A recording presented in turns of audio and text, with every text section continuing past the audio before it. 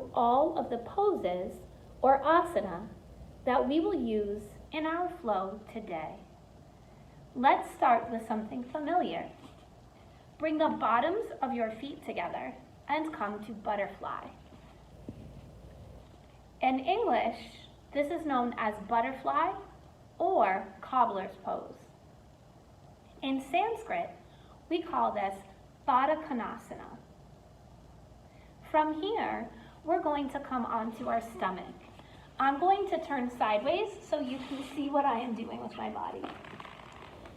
Bring your hands to your ribs.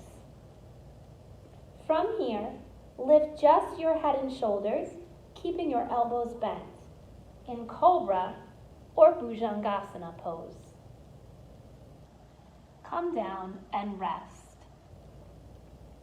Next, we are going to push up into upward facing dog, or Urdhva Mukha Svanasana. Start as in Cobra, but push your elbows straight. Upward dog, or Urdhva Mukha Svanasana. From here, tuck your toes under and push your legs straight, straightening your arms and keeping your hips high. This is downward facing dog, or Adho Mukha Svanasana. From here, drop your knees, bring your toes together, sit back on your heels, and stretch forward into child's pose, or Balasana. Remember that child's pose is a silent resting time, and you can take child's pose at any point during our practice. Let's stand and learn our standing poses for the day. We're going to start in mountain pose, or Tadasana, with our feet flat on the floor, our arms out by our side, standing still and strong like a mountain. Mountain pose, or Tadasana. From here, we're going to fold forward into our forward fold, or Uttanasana. You can stop with your hands on your shins or your ankles. Maybe you reach your toes. Maybe you reach the floor. It's okay to bend your knees slightly if this is too much on your hamstrings. Forward fold, or Uttanasana. For the next one, I'm going to turn sideways. This one is known as a halfway lift, or number 7. Starting in our forward fold, you're going to lift your body halfway and make your back flat. Now if I moved my arms, it would look like a number 7. This is called Ardha Uttanasana, or halfway lift. Excellent job. From here, I would like you to step 1 foot forward and turn your back toes at a 45-degree angle, or on the diagonal. Bend your front knee and reach your arms up. This is called Warrior 1, or Virabhadrasana. From here, you're going to turn your toes out so that your back foot is parallel to the back of your mat, and stretch your arms out into Warrior 2, or Virabhadrasana 2.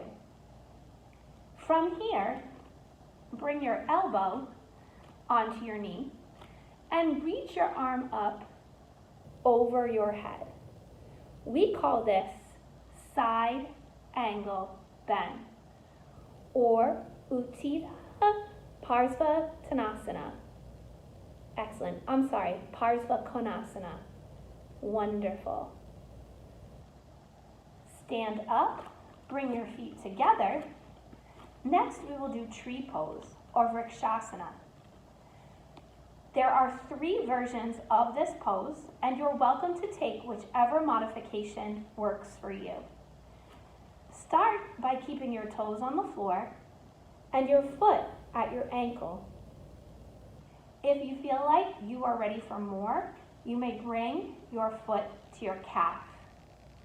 If you feel like you are ready for more, you may use your hand to guide your foot up to your thigh. Bring your hands to Anjali Mudra to help you balance. And focus on one point that isn't moving. Excellent job. Let's try tree pose or Vrikshasana on the other side. Bring your foot to your ankle, maybe your calf, maybe your thigh, and bring your hands to your heart. Excellent job. We have 2 more poses to learn. I'm going to make sure that I am telling you true facts. I would like you to stand with one foot parallel to the back of the mat and your other foot perpendicular to the front of the mat. From here, shift your hips back and reach down to your foot. This is known as triangle pose or Trikonasana. Let's come up, let's switch our feet, and let's try it on the other side. Shift your hips back, reach forward, and bring your hand to your leg for triangle or Trikonasana.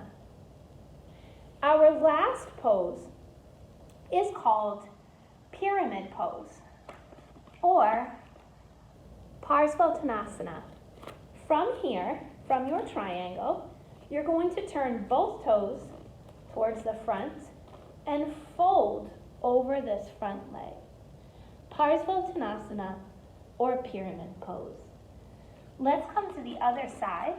Again, both toes are pointed forward. Lean forward over that foot.